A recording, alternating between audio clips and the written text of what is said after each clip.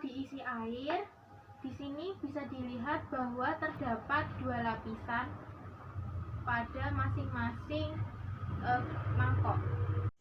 Kemudian pada sampel B ditambahkan setengah sendok makan soda kue.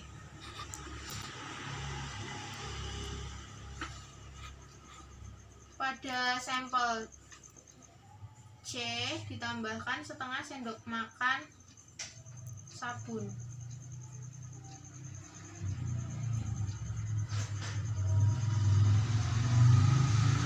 Dan pada sampel D ditambahkan setengah sendok makan putih telur.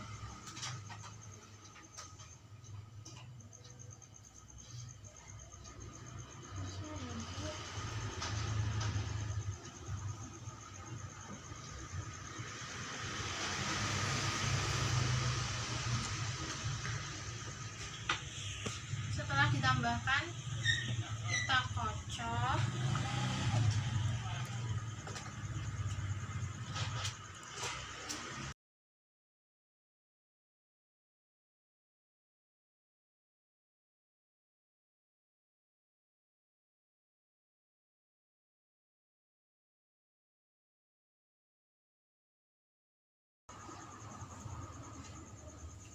Yang terakhir kita kocok yang minyak dengan air saja.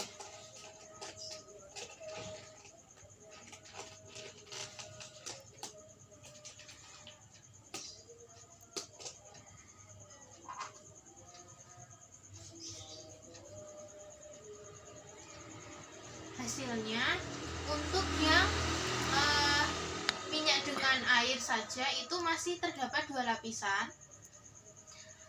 Lapisannya tidak menyatu. Kemudian untuk gelas B, soda kue dengan minyak itu menyatu. Kemudian untuk minyak dengan sabun juga menyatu. Untuk minyak dengan putih telur juga menyatu. Praktikum yang ketiga yaitu bertujuan untuk menguji keberadaan lipid melalui uji kualitatif. Nah, di sini ada 12 sampel. Yang pertama ada wortel, kemudian ada pepaya, seledri, jagung, susu, kemiri, kacang, minyak goreng baru, telur, air, singkong kering, dan santan. Dan di sini juga ada kertas saring pada masing-masing sampel. Dan kita juga butuh pipet tetes.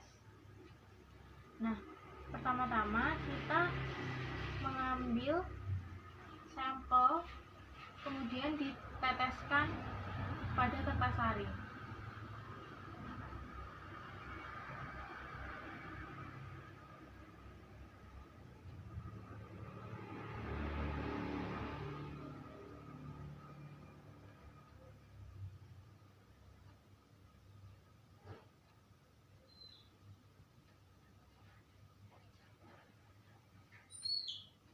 Bisa ada nih cepat kayak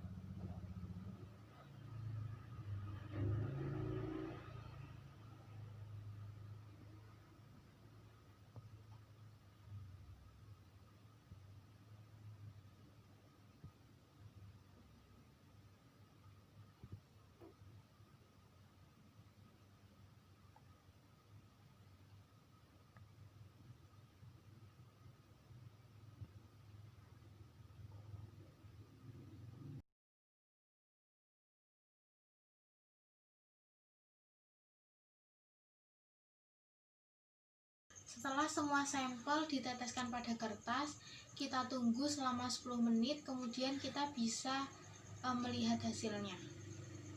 Setelah kita menunggu selama 10 menit, maka didapatkan hasil dari sampel-sampel yang meninggalkan noda di kertas. Itu ada minyak goreng, kemudian kacang, lalu kemiri. Berdasarkan praktikum yang telah dilakukan, maka dapat kita analisis bahwa pada uji kualitatif keberadaan lipid yang mengandung lipid itu pada sampel kemiri, kacang tanah, dan minyak goreng. Kenapa bisa saya katakan bahwa kemiri, kacang tanah, dan minyak goreng itu positif lipid? Karena ketika kertas yang sudah ditetesi sampel tersebut diarahkan ke sumber cahaya, itu kertasnya itu terlihat semi-semi transparan yang menandakan bahwa terdapat kandungan transkluennya. Kemudian yang kedua, ada praktikum membedakan lemak jenuh dan tidak jenuh. Nah, pada masing-masing sampel itu tuh ditetesi iodium. Nah, apa sih yang membedakan lemak jenuh dan tidak jenuh? Apabila lemak tidak jenuh ditetesi iodin, itu akan membutuhkan iodin yang semakin banyak, karena pada lemak yang tidak jenuh itu terdapat ikatan rangkap yang banyak pula. Oleh karena itu, pada sampel margarin dan kuah bakso itu termasuk minyak tidak jenuh karena membutuhkan iodin sebanyak 7 dan 15 tetes. Sedangkan untuk minyak goreng dan minyak goreng bekas itu hanya memerlukan tetesan iodin sebanyak 3 tetes. Untuk praktikum yang terakhir yaitu ada uji emulsi lemak. Emulsi itu merupakan suatu sistem koloid yang fase terdispersinya dan medium pendispersinya itu tidak dapat tercampur. Oleh karena itu, supaya si emulsi itu bisa menyatu, maka diperlukan zat emulsi yang biasa kita sebut emulgator. Nah, berdasarkan hasil praktikum, maka soda kue dan sabun cair itu merupakan emulsi karena dapat menurunkan tegangan pada permukaan air. Mungkin itu saja yang bisa saya sampaikan. Kurang lebihnya saya mohon maaf. Wassalamualaikum warahmatullahi wabarakatuh.